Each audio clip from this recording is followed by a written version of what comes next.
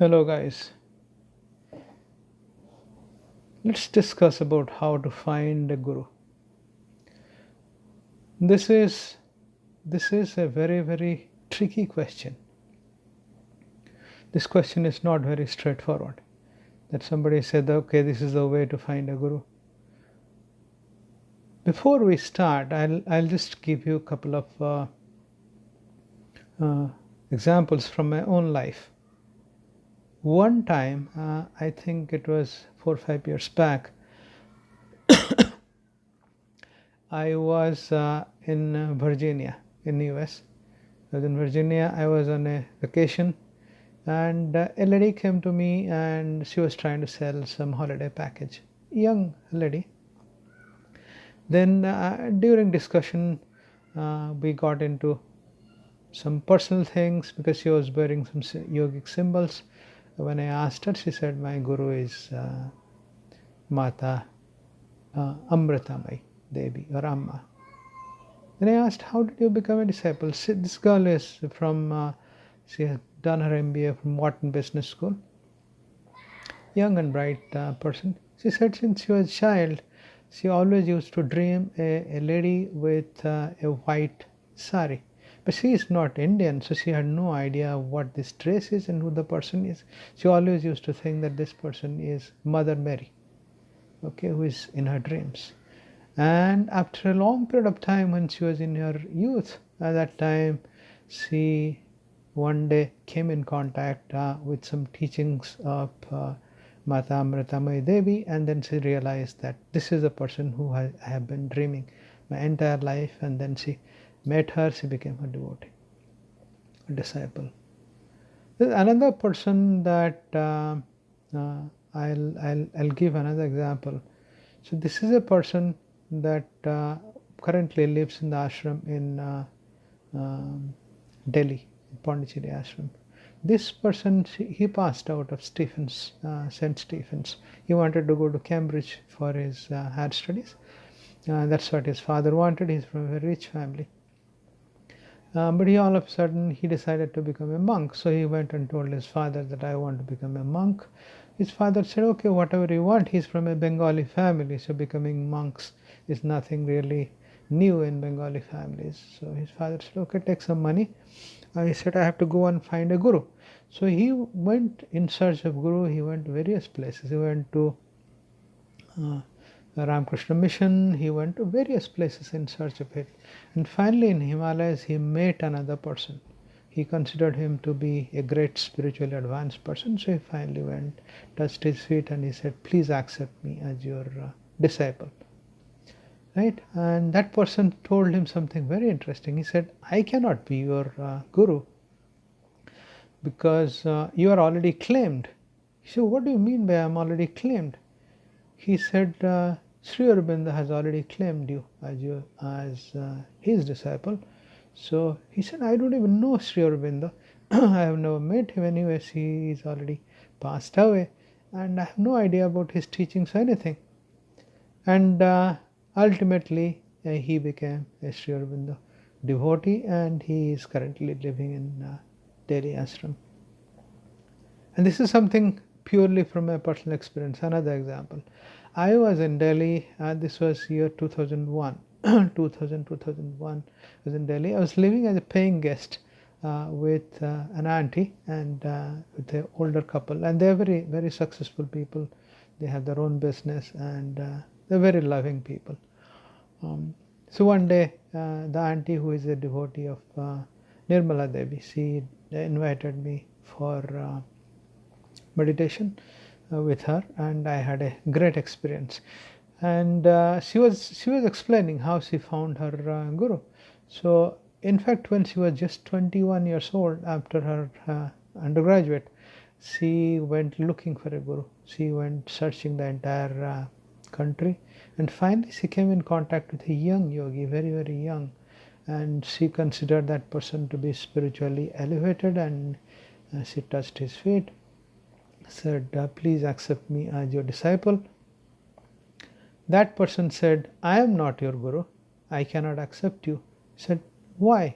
He said, your guru will meet you when you are 42 years old, and she will come and meet you. You don't have to meet her. And she described the appearance of the Guru. She said she would be wearing a big tika on her forehead and all that great stuff.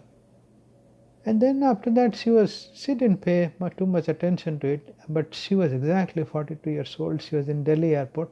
She was traveling somewhere, and then Mata Amritamai, Nirmala Devi with her disciples, she was in the airport. She was coming, and from behind, Nirmala Devi asked somebody to call this lady. And they called her, and she met Nirmala Devi in the airport, and she became the disciple. So these are very peculiar examples I know from my own experiences, that finding a guru is something that is destined. Your guru and you, it's almost like mother and child relationship. How you will find a guru, nobody knows. You may go searching for him, you may not find. You may not search for her, you may find her. So different people have different methods. Like Swami Vivekananda went around searching for a guru, and he was looking for somebody who is God realized. Finally he came and met Ramakrishna Paramahansa, and he was suspicious. He asked him the questions, have you realized God? Ramakrishna said, I have realized. How can I even make you realize?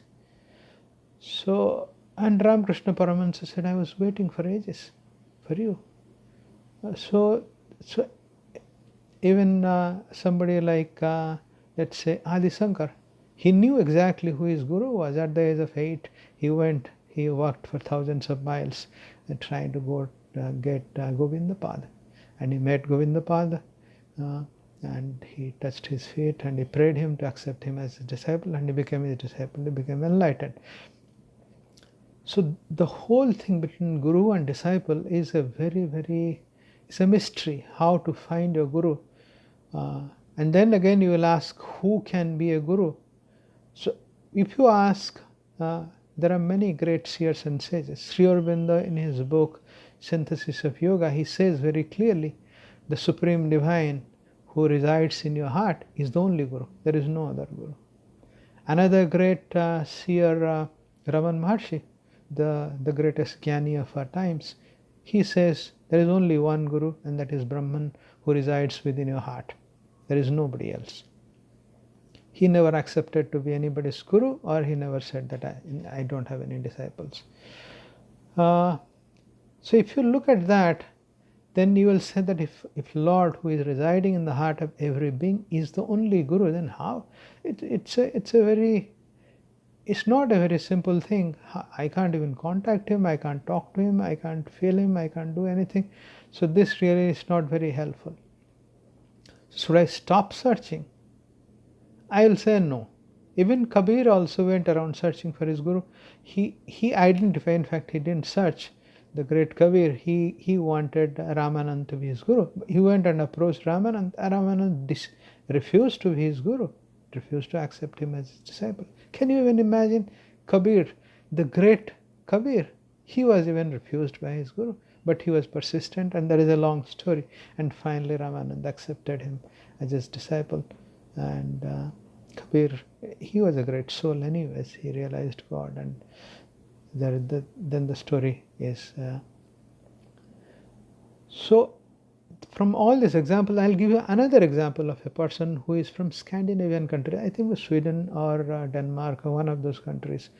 She, when she was very little, she was maybe 3 years or 4 years of age, she always used to see Sri Aurobindo in her dreams. She always used to meet her, and she used to actually, naturally, she used to come out of her body and go inside her body, and that used to always happen. And one day in her dreams, Sri Aurobindo came and told her that you are now completely inside your body, you will not be able to come out of it anymore. And she used to meet him in his white dhoti and all that stuff, but she didn't know who this person is, but she had a close connection with her. And only when she was in her late 40s, her daughter was traveling to India for a school project, and she wanted to follow, accompany her. So both of them came. She came to Auroville. She finally realized, okay, the person she was dreaming all her childhood is none other than Sri Aurobindo, and she became a disciple, and she lived in Auroville after that. Many people have come to the Guru in different ways. Now let me tell you who is a Guru, how the scripture says, even though most of the great seers and sages always say that the Guru is the only one who resides in your heart, that is the Supreme Divine, nobody else is Guru. But outside, if I have to meet somebody as my Guru and who can help me get connected with that my inner Guru, who that can be? And the scripture said he has to be self-realized and he must know the scriptures. They said Shrutriya Brahmanista. Shrutriya means one who knows Shrutis, means scriptures, Vedas, Upanishad, and stuff like that. And he is Brahmanista. He is one, he had realized his oneness with Brahman. So that's, but how do I find that? When it's like you are asking a blind person to find out a person who has eyes open, who can see. It's impossible. Even if you take a group of blind people, they cannot figure out whether the other person has eyesight or not. So knowing from the fan following whether he has a million fans, there is no way of knowing whether the person is realized God or not. So the best example, best advice I would give, I found my Guru from a little book. I was going through the book, all of a sudden I had a great realization, and I realized who my Guru is, and I fell in love with him and I followed him. So I would say that to start with, the best course of action is to follow the scriptures. Pick up Bhagavad Gita, pick up Upanishad, pick up scriptures written by God realized saints, whether it's Raman Maharshi, Sri Aurobindo, Adi Shankaracharya, Ramakrishna Paramahans, Swami Vivekananda, or anybody. There are many great seers and sages in Hindu traditions. You can pick up their books and you read them first. Read all of them. Try to read. Try to listen to many videos where people are talking about various great seers and sages, about Kabir, about all their teachings. See which one appeals you the most.